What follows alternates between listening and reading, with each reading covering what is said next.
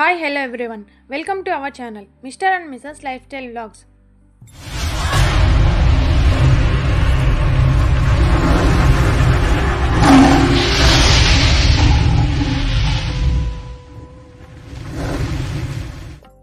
శ్రీరామచంద్ర ప్రభువు లోకోత్తర పురుషుడు. ఆ సీతమ్మ తల్లి పరమ సాధ్వి. అందుకే ఈ కథను విన్నా చదివినా అనంతమైన పుణ్యం లభిస్తుంది అని వాల్మీకి మహర్షి చెప్పారు. రామ రావణ యుద్ధం ఒక మహాసంగ్రామం. నా భూతో నా భవిష్యత్తు అన్న చందంగా జరిగిన పోరు అది. సర్వభయనాశకం అయిన ఆ కథను దేవదానవులు కూడా వీక్షించిన ఆ దృశ్యాన్ని ఇప్పుడు ఈ వీడియో ద్వారా మనం తెలుసుకుందాం. వింటూ భావన చెందండి. యుద్ధ రంగంలో నార బట్టలతో ఇంద్రుని రథం పైన విల్లు ఎక్కుపెట్టి నిలిచిన మహావీరుడైన రాముని యొక్క దర్శనం తప్పక దొరుకుతుంది. రావణాసుడు సీతమ్మను ఎత్తుకొచ్చాడు. రాముడు వానరసేన సహాయంతో సీతమ్మ జాడ కనిపెట్టి రావణుడి మీద యుద్ధాన్ని ప్రకటించాడు. హితువు చెప్పిన విభీషణుణ్ణి రావణుడు వెళ్ళగొట్టాడు. దాంతో విభీషణుడు రాముడిని శరణుజొచ్చి రాముని సేనలో భాగమయ్యాడు. విభీషణుడి లాగానే రావణుని తల్లికి పినతండ్రి అయిన మాల్యవంతుడనే వృద్ధుడు రావణునికి యుద్ధం మానుకోమని హితవు పలకబోయాడు. అతనిని రావణుడు కఠినంగా దూషించాడు. వానరసేన రామలక్ష్మణులు అజేయులు అసమానులు అని రావణుడు విన్నాడు. కానీ ప్రహస్తుని నాయకత్వంలోని రావణ సేనా బలం కూడా పరాజయం ఎరుగనిది. ముఖ్యంగా ప్రహస్తుడు, ఇంద్రజిత్తు, నికుంభుడు వీరిలో ఎవరైనా తప్పక రామ లక్ష్మణులను కడతేర్చగలరని కనుక ఇక ఇంద్రుని వజ్రాయుధాన్ని గడ్డిపోచలా తలిచే కుంభకర్ణుడు ఉండగా తాను యుద్ధానికి రావాల్సిన అవసరమే రాదని రావణుడి యొక్క గొప్ప విశ్వాసం. సైన్యాన్ని సమాయత్తపరిచి అన్ని వైపుల రక్షణకు పటిష్టవంతమైన ఏర్పాట్లు చేయించాడు రావణుడు. తూర్పు ద్వారంలో ప్రహస్తుడు, దక్షిణాన మహాపార్శ్వ మహోదరులు, పశ్చిమాన ఇంద్రజిత్తు, ఉత్తరాన సుఖసారణులు అప్రమత్తులై ఉన్నారు. విరూపాక్షుడు లంకానగరం మధ్యలో ఉన్నాడు. రావణుడు స్వయంగా ఇతర స్థలాలతో పాటుగా ఉత్తర ద్వారాన్ని పర్యవేక్షిస్తున్నానని చెప్పాడు. రాముడు చివరిసారిగా తన దూత అయిన అంగదుణ్ణి పంపి రావణుడికి తన సందేశాన్ని వినిపించాడు. సీతనిచ్చి శరణు కోరితే రాముడు క్షమించి వదిలివేస్తానని అంగదుడు చెప్పాడు. కానీ అంగదుణ్ణి రావణుడు ఏమాత్రం లెక్క చేయలేదు. అలా మొదలైన యుద్ధంలో ధూమ్రాక్షుడు, వజ్రదంతుడు, నరాతంకంతుడు, కుంభహమునుడు, మహానాదుడు, సమున్నతుడు, ప్రహస్తుడు వంటి రాక్షస మహావీరులు హతులయ్యారు. ఇక లాభం లేదనుకుని రావణుడు స్వయంగా మహావీరులైన రాక్షస గణాలను వెంట పెట్టుకుని దివ్య రథంపై యుద్ధానికి బయలుదేరుతాడు. రావణుడి వెంట వచ్చిన రాక్షస సేన కదిలి వచ్చే కాటుక కొండలాగా కనిపిస్తుంది. వారి మధ్య శ్వేత ఛత్రధారితుడైన రావణుడు ప్రచండ బాణుడిలాగా మెరిసిపోతూ ఉన్నాడు. రావణుడిని తేజస్సు చూసిన రాముడు ఆశ్చర్యపోతాడు. సీతను అపహరించిన పాపానికి రావణుడికి అంత్యకాలం సమీపించిందని చెబుతూ రాముడు ధనస్సుని ఎక్కుపెట్టాడు. లంకానగర రక్షణార్థమై తక్కిన రాక్షస నాయకులందరినీ రావణుడు వెనక్కి పంపేశాడు. కాలనాగుల వంటి తన బాణాలతో వానర సైన్యాన్ని చిందరవందర చేసేశాడు. హోరాహోరీగా యుద్ధం సాగుతూ ఉంది. రావణ విజృంభణ మొదలైంది. రావణాసురుని దాటికి సుగ్రీవుడు మూర్ఛపోయాడు. గవాక్షుడు, ఋషభుడు, గవయుడు, జ్యోతిర్మికుడు, నలుడు వేసిన పర్వత శిఖరాలను రావణుడు పిండి పిండి చేసేశాడు. హనుమంతుని అరచేతి చరుపుకి రావణుడి పిలికిలి పోటుకి హనుమంతుడు కంపించిపోయారు. నీలుడు అంగుష్ట మాత్రుడైపోయి రావణుడిని చికాకు పెట్టసాగాడు. నీలుడు అగ్నిపుత్రుడు కాబట్టి రావణుడి యొక్క ఆగ్నేయాస్త్రం నీలుడిని సంహరించలేకపోయింది. లక్ష్మణుడి యొక్క బాణాలతో రావణుడి యొక్క ధనస్సు విరిగిపోయింది. రావణుడి శక్తితో లక్ష్మణుడు తెలివి తప్పాడు. అతనిని రావణుడు ఎత్తలేకపోయాడు.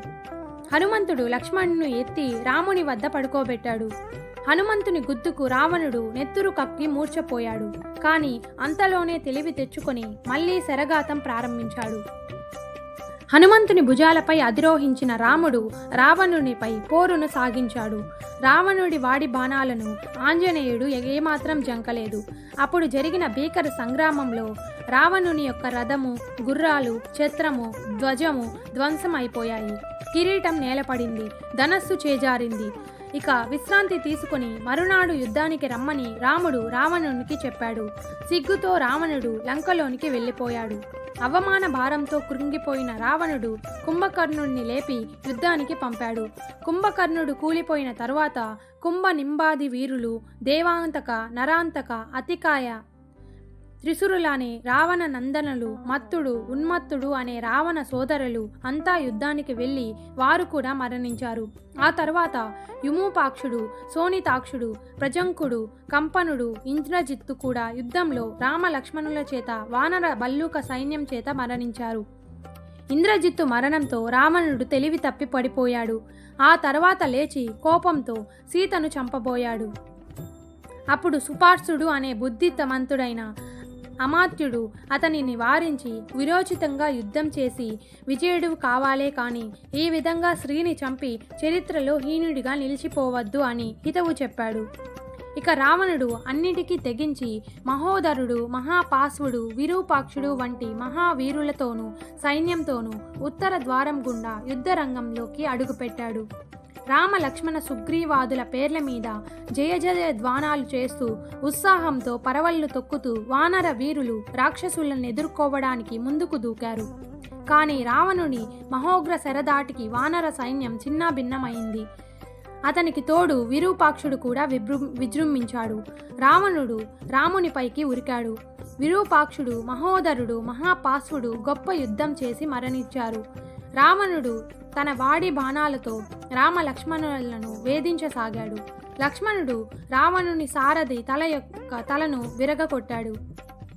ధనస్సు విరిచేశాడు. మనుష్య శీర్షం చిత్రించి ఉన్న రావణ పతాకాన్ని ముక్కలు చేశాడు. విభీషణుడు రావణుని యొక్క గుర్రాలను చావగొట్టాడు. విభీషణునిపైకి రావణుడు వేసిన అస్త్రాలను శక్తిని లక్ష్మణుడు నిర్వీర్యం చేసేశాడు. వానరులు జయ జయ ధ్వానాలు చేశారు. రావణుడు విసిరేసిన శక్తి వక్షస్థలానికి తగిలి లక్ష్మణుడు మూర్ఛపోయాడు. సోదరుని అవస్థను పరిస్తపిస్తూనే ప్రళయాగ్నిలా రావణునిపై బాణవర్షంని కురిపించాడు. రాముడు తన వారిని ఉద్దేశించి మీరు సౌమిత్రిని రక్షించండి అని యుద్ధం చేస్తూ ఉన్నాడు. రావణ సంగ్రామం చెలరేగింది. ఎంతో సమయం యుద్ధం చేసి రావణుడు గాలిలోనికి ఎగిరి మేఘంలోనికి దూరిపోయి లంకలోనికి వెళ్ళిపోయాడు. హనుమంతుడు గరుడ గమనంతో వెళ్ళి మూలికలతో సహా పర్వతాన్ని పెకలించుకొని వచ్చి లక్ష్మణునికి ప్రాణాన్ని రక్షించాడు. లక్ష్మణుడు లేచి నిలబడి, అన్నా, ముందు నువ్వు ప్రతిజ్ఞ చెల్లించుకో. నీ కంట పడ్డాక శత్రువు బతికి ఉండగలడా? ఈ సాయం సంధ్యలో సూర్యుడు అస్తమించకుండానే రావణుడు కడతేర్చాలి అని అన్నాడు. అదే సమయంలో ఇంద్రుడు పంపగా మాతలి దివ్యమైన రథంతో సారథిగా వచ్చాడు. రాముడు సంతోషించి ప్రదక్షిణ చేసి రథాన్ని ఎక్కాడు. రావణుడు వజ్ర సహృదమైన శూలాన్ని చేతబట్టి మళ్లీ యుద్ధానికి వచ్చాడు. రావణుడు విసిరేసిన శూలం ఎదురుపడి రాముని బాణాలు కూలిపోయాయి. అప్పుడు రాముడు మాతలి తెచ్చిన ఇంద్రశక్తిని విసిరేశాడు. అది రావణుని యొక్క శూలాన్ని నిర్మూలించింది. రావణుడు కూడా శరపరంపరతో రామునిని ముంచెత్తాడు. రాముడు విడదీసిన తీవ్ర బాణాలతో రావణుడి శరీరం రక్తసిక్తమైంది. చివరకు అస్త్రవిహీనుడైన రావణుని పరిస్థితి గమనించి అతని సారథి రథాన్ని దూరంగా తీసుకొని వెళ్తాడు. అగస్త్యుడు అక్కడికి వచ్చి యుద్ధ పరిశ్రాంతుడై ఉన్న రామునికి సనాతనము పరమ రహస్యము అయిన ఆదిత్య హృదయాన్ని ఉపదేశిస్తాడు.